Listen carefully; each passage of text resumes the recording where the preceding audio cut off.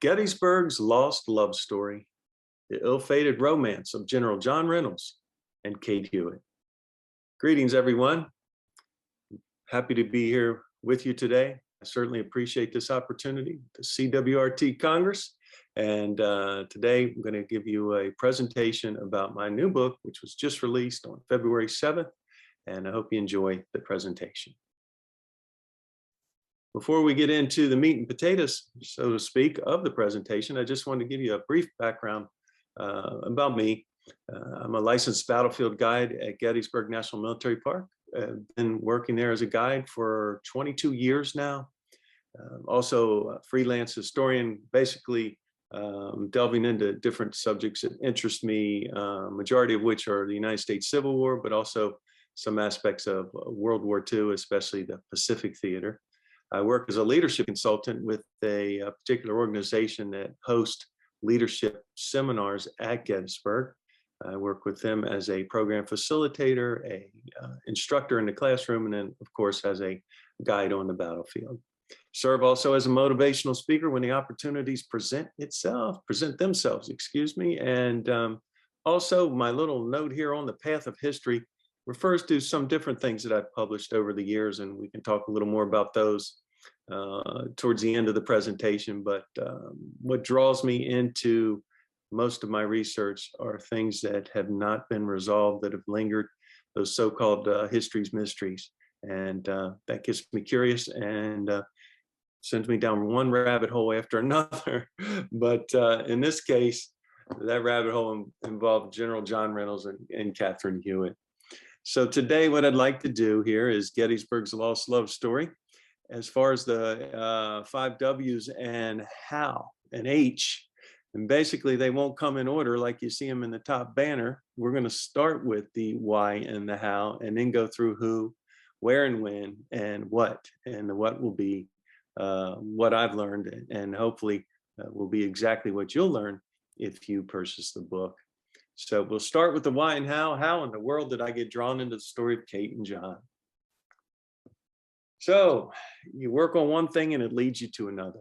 I happened to be sitting down as the world of COVID arrived upon us, and figured this would be an opportunity to go to work on a project I've had smoldering, if you will, for a few years. And this is a would-be book on Gettysburg Navy connections. And particularly interesting to me that there are any number of soldiers at Gettysburg that have confirmed connections to the United States Navy. And John Reynolds was no exception in that regard. In fact, he had one of the best connections, his brother William Reynolds, who served in the United States Civil War as an admiral.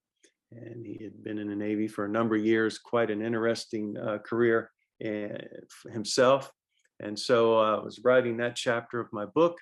And sure enough, I got to the part that involved John Reynolds and Catherine Hewitt. And I'm well familiar with the story, but the more I looked around and researched this thing to make sure I was dotting I's and crossing T's, I found that it was kind of the wild, wild west, if you will, out there.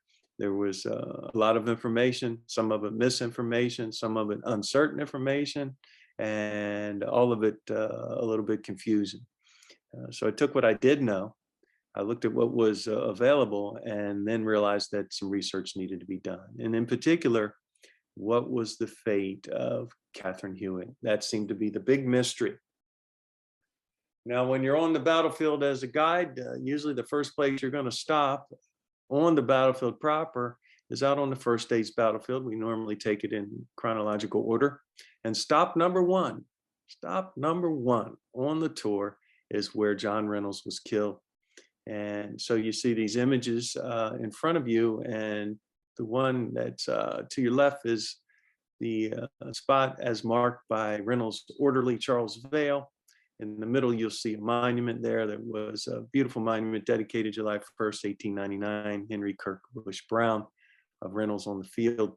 And it's a marvelous monument, 2 horse hoofs, 9,000 pounds balanced on those two. It's amazing. And in 1886, the marker that shows where Reynolds was killed. So the why and the how equates to I was interested in Kate's story. It's the first story we usually tell on the battlefield to tie in the human interest aspect of things, because we find as guides, I think I can speak for most of my colleagues, that one of the ways you can best help your visitors remember the battlefield and their experience with you is to share stories. Now, I'm not talking about fictional stories. I'm talking about nonfiction, but we have so many amazingly compelling stories to share that there's not time enough, of course, to share them all. But we pick some, and across the battlefield, you might have an opportunity to tell a story about John Reynolds and Catherine Hewitt, for instance, that will help resonate with the folks for many months and indeed years after their experience on the battlefield with you as a guide. And so we want them to remember. We want our visitors to remember what happened at Gettysburg. We want the people that read our books to remember what they've read about Gettysburg, etc. And I think it's a challenge because there are 163,000 troops at Gettysburg. Quite often I'll tell folks that I see trying to interpret the battlefield on their own, have you heard that guides are available? And oh, really? That's nice. Tell me more. And I said, well, you got to look at it this way. Gettysburg's 163,000 piece puzzle. Now, some folks like those 500 piece puzzles, some like 1,000, some like a real challenge. But I don't know anybody who wants to try to build a 163,000 piece puzzle in 2 hours. So, the recommendation is to seek out a guide through whatever means you find easiest, whether it's working directly with the Guide Association or the National Park or Gettysburg Foundation. But 163,000 troops, it's overwhelming to the mind. So how do you get your mind around this? Today, if we had a battle this big, you're talking about over 1.5 million, as you see here, 1.6 to 1.7 million. And a tip of the hat to Tom Desjardins, a former colleague at Gettysburg, whose a wonderful book, These Honored Dead, first brought some of this to my attention in these terms. I mean, the numbers just really mean something when you look at it this way. Total casualties at Gettysburg: killed, wounded, missing in action, and captured. Best estimate, 51,000. Today, that would be 500,000. Total deaths at Gettysburg. Now, some will say 7,000 or 8,000, depends on the source you look at. But if you include those that are unaccounted for to this day, many of the wounded have died later, those that die in prison camps, etc. It's somewhere between 10 and 15,000. Today, you're talking 100 to 150,000 as a result of a 3-day clash. Can you imagine that? So you say to yourself, how can we forget that? Well, we can forget it because the numbers are mind-numbing. But the stories, getting back to the stories, that's what helps us remember. And so that's what we like to do.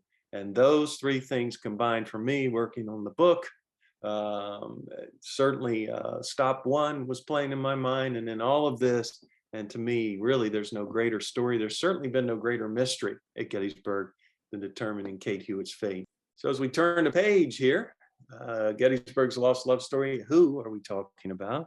Of course, we're talking about a prominent officer that most of you are likely familiar with, Major General John Fulton Reynolds. He was a commanding officer of the left wing of the Army of the Potomac on the eve of the battle.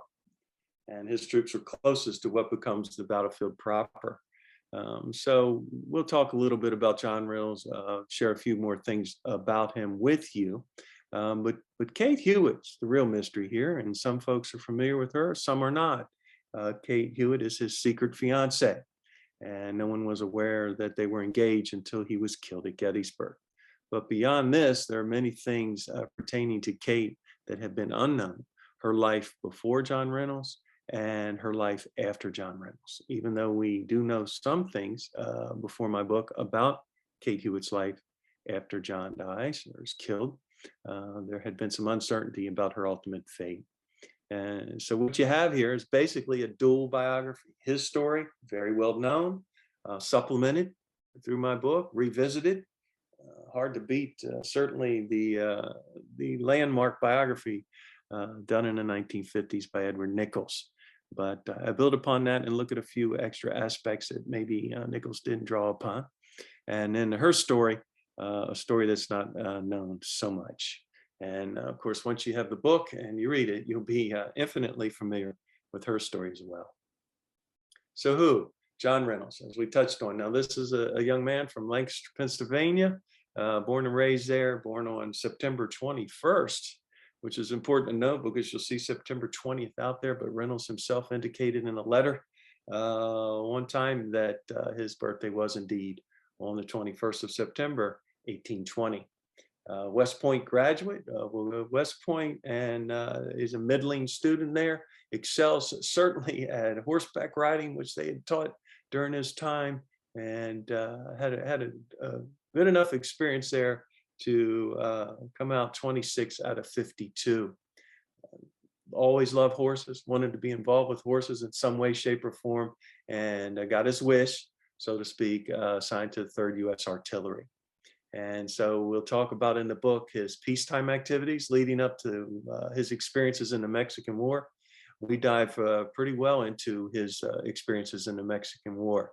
3 varied types of experiences: siege, under siege at Fort Brown, down in what becomes Brownsville, Texas. Also his Battle of Monterrey, which is basically urban fighting, precursor to some of what we see today in the world. And then ultimately at Buena Vista, which is anything but urban fighting and just an amazing battle. And he has an incredible experience there.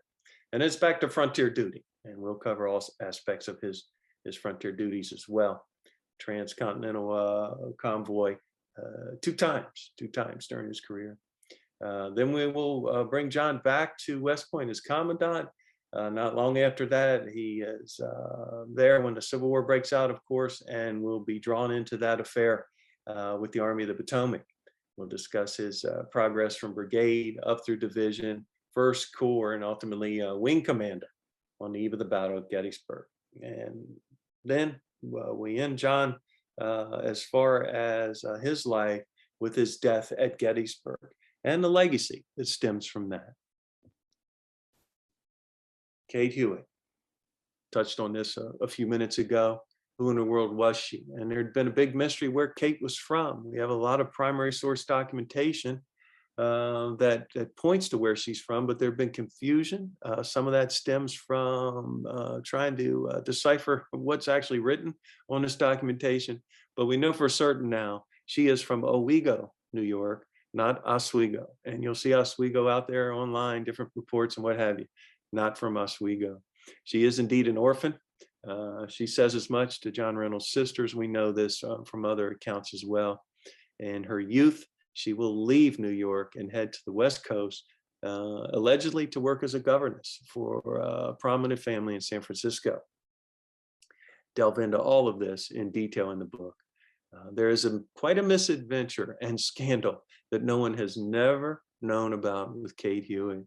And we came upon this through some primary source documentation and discussed this extensively in the book. And it really lends itself to what Kate goes through shortly thereafter when she boards a ship, the very ship where she meets John Reynolds. She's on her way to salvation, and ultimately engagement to John Reynolds, where she knows none of this as far as engagement, but she is well intended in terms of turning her life around. And then, unfortunately, we have the tragedy at Gettysburg. John Reynolds killed on the first day, leading the troops into action.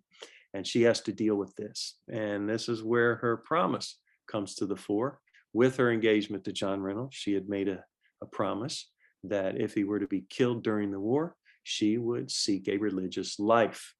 And this she does not too long afterwards. And she ends up going through the process of becoming a sister with the Daughters of Charity.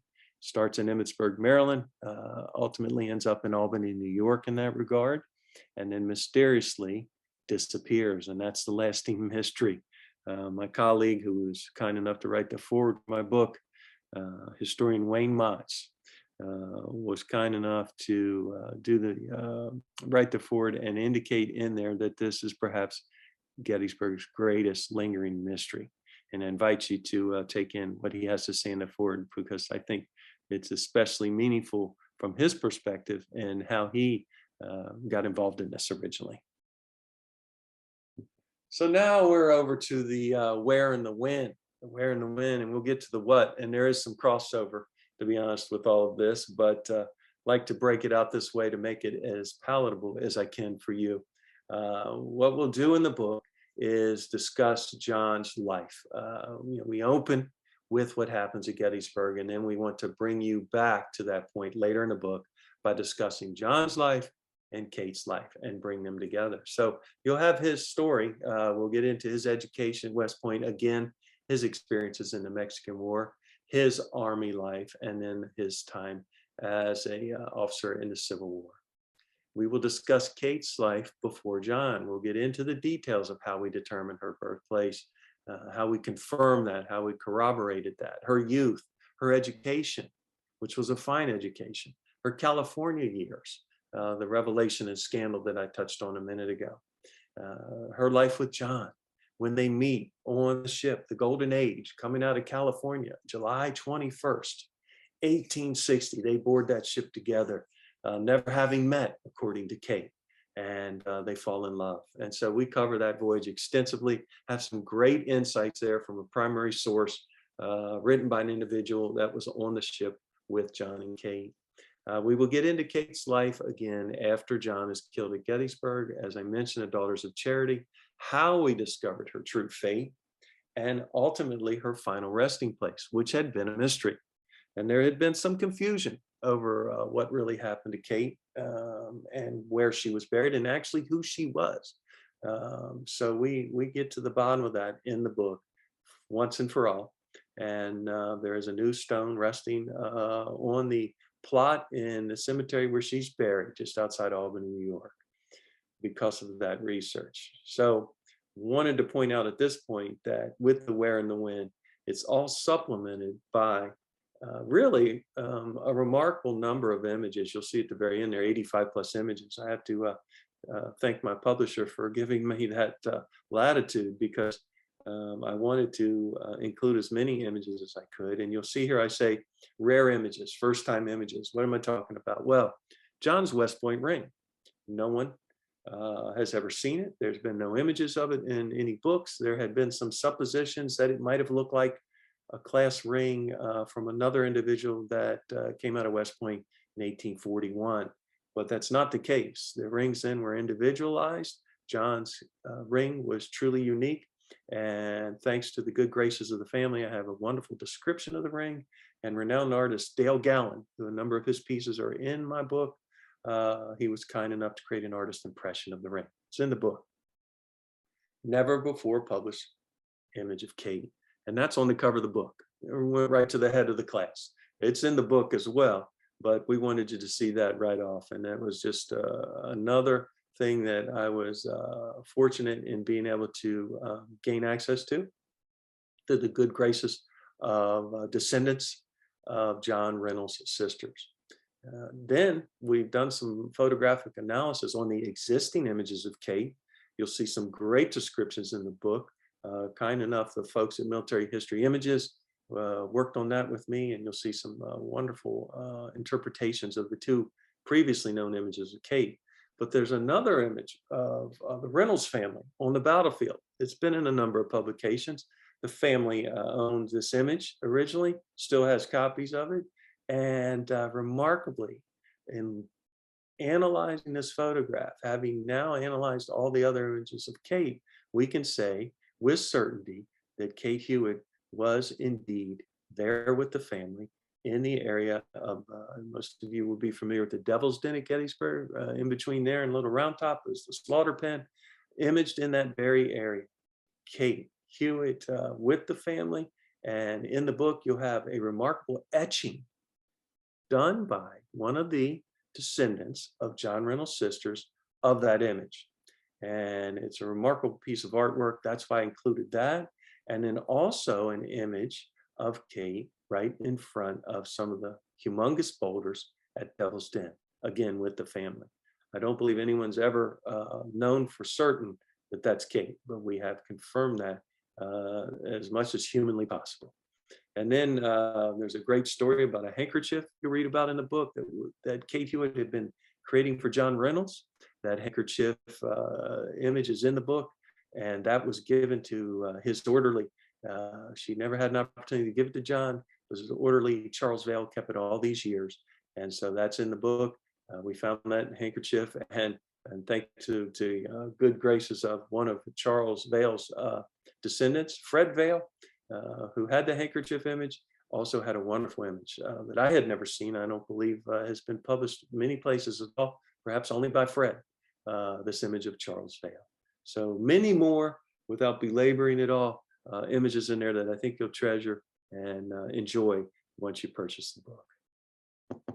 So what have I learned? What did I learn, and what will you learn? Learn. And so from the point of view of the overall book, we could have just talked about Kate, but it was my feeling, and in discussing this with the publisher, that really, if you're going to talk about Gettysburg's lost love story, how can you do that without both sides of the story? So delved into John's life and times, and was able to really give the story context by doing so. Some things that are mentioned in other things that you'll see on Reynolds, whether it's a Nichols biography or Mike Riley's fine work on John Reynolds, For God's Sake Forward, but certainly a number of articles as well. Folks have looked at John's life and career. You might see mention of one or two brushes with death that he's had. Well, I look into this because it was particularly intriguing to me. A lot of folks will come on the battlefield in Gettysburg and, this Reynolds was killed here, and that's as tragic as it can be. And there's no doubt about it. But the more you look at it, the more you look at his personal history in uniform, you realize that he was fortunate indeed to still be alive in July of 1863. A number of brushes with death in Mexico, in peacetime, and during the Civil War. So we get into this in the book, and I think you'll find that fascinating. So that's one aspect of it that really ties things together. I think certainly following his career through the ranks in the Civil War, and recall now that he's in all likelihood engaged at this time. We wish we had letters from John to Kate. We do not, unfortunately, but what we take a close look at is any opportunities that John may have had to visit with Kate during the war.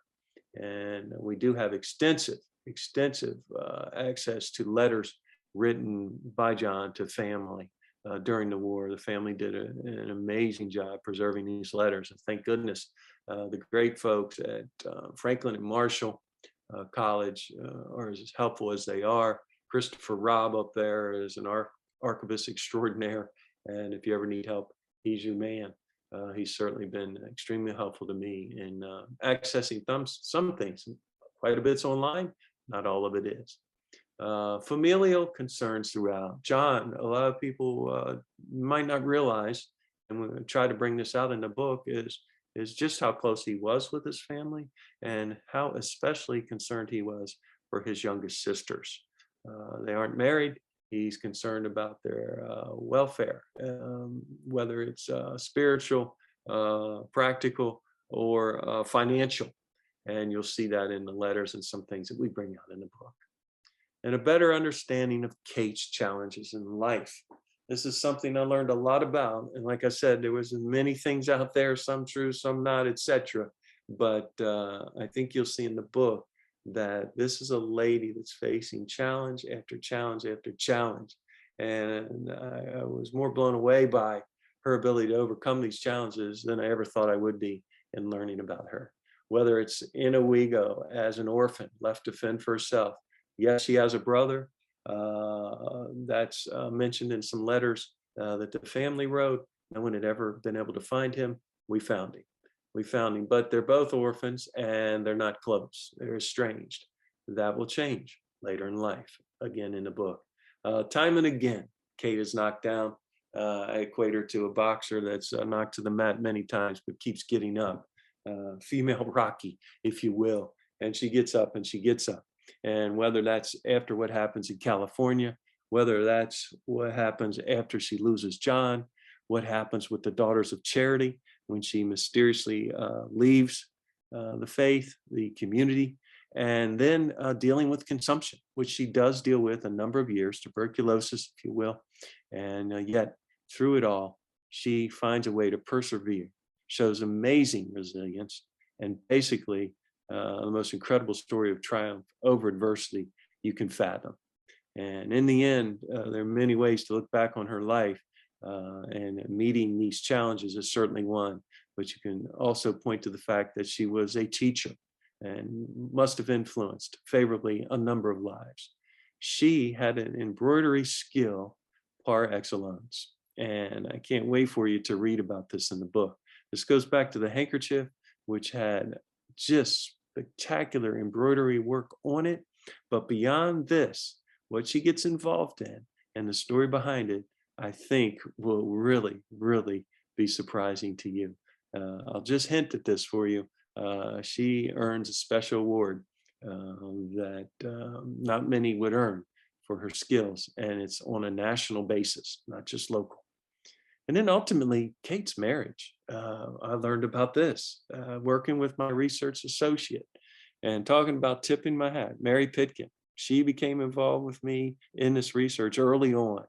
And Mary and I published an article for Civil War Times in August of 2020 about our initial findings with regard to Kate getting married and her ultimate fate. This is something no one had discovered. Mary is an amazing genealogist, and working with her, we were able to discover Kate's ultimate fate. So Kate did indeed get married and lived out the rest of her life in Albany. So I'll be excited for you to discover that through reading the book, and maybe share. If we did our job, I say I did the job, sharing the story with folks when I wrote the book, to bring you into that story with me. This brings me back, in essence, to where we started. Talk to you about the numbers at Gettysburg and what drew me into this, and how my interest in it was keen for a number of reasons. And ultimately, as a guide, it allows me to help people remember what happened at Gettysburg. I think this is a great quote. And really, just a few words here say it all. If history were taught in the form of stories, it would never be forgotten. Rudyard Kipling. I can't imagine someone disagreeing with this. I know for me, it's certainly true, and have found from the feedback I get that the folks I spend time with on the battlefield feel this way too. And I hope you do, because the story of Kate and John is certainly a remarkable story. And it wasn't only Kipling that saw things this way. Abraham Lincoln's famous quote, part of his immortal Gettysburg Address, "The world will little note, nor long remember what we say here, but it can never forget what they did here." Now, the irony in it is that we did remember Lincoln's words. Kids still memorize that speech to this day. But this part about never forgetting what they did here, we shouldn't forget that. He knew we should not forget that. But the key is that a lot of people have forgotten what happened at Gettysburg. And fortunately, stories like the stories of Kate and John, and so many others that we have at Gettysburg, we feel will help these folks remember what happened at Gettysburg, thereby fulfilling Lincoln's, I think, fondest wishes and greatest expectations. So there's the cover of the book. If you have not seen it, Arcadia Publishing, I think, did a really nice job here. I was certainly pleased. There's the image of Kate that had never been published before. John in civilian clothing, 1858, 1859 time frame. He's in Utah, and beautiful artwork from Dale Gallen, the piece entitled "Reynolds, Bringing the Troops onto the First Day's Field." And hopefully this book will help those who read it never forget not only what John and Kate, but for everyone at Gettysburg who made the ultimate sacrifice, what they did here. Thank you for your attention to this presentation. Call your attention at the top of this slide to arcadiapublishing.com. You can find the book in many places. I would recommend you click on Arcadia and have a look at what they have to say as far as getting the book out to you. I can tell you from the books I've received from them, they're always packaged in fine fashion, and never received one damaged book from them. So I know I'm happy with that, but certainly you're welcome to look at purchasing the book anywhere you please. There's my contact information. Welcome your communications. If you have any questions before the book, while reading the book, after, what have you, anything I've talked about today, welcome the opportunity to chat with you. Again, I'm available for tours, speaking engagements, podcasts, leadership seminars, etc. So if you'd like me to consider coming out to see you and speak to your group in person, happy to take a look at that. Forthcoming books, The Weather at Gettysburg. Yes, The Weather at Gettysburg is one thing that's on the fore. I don't know if you get a chance to look at Gettysburg Magazine much, but I have an article coming out in Gettysburg Magazine with a colleague, Dr. John Neese, prominent meteorologist. Last year, we discovered what the heat index and dew point measurements were at Gettysburg for the period of the battle. This is something we've never known. So our article delves into what stirred this curiosity, what we found that allowed us to make these determinations. Navy Gettysburg, man, and that's going to be a book, hopefully, The Weather at Gettysburg, but so is the Navy Gettysburg. And I don't know which one will come about first. That's still to be determined, but hopefully both efforts will come to fruition. Pickett's Charge, A Perfect Storm of Heat. There's the article, Gettysburg Magazine with John Neese. Anchors Away at Gettysburg. I don't know if you've ever had a look at Naval History Magazine. August 2021 had a brief peek at some of these Gettysburg Navy connections, just a precursor of things to come with the books. I encourage you to look that up if you have a chance.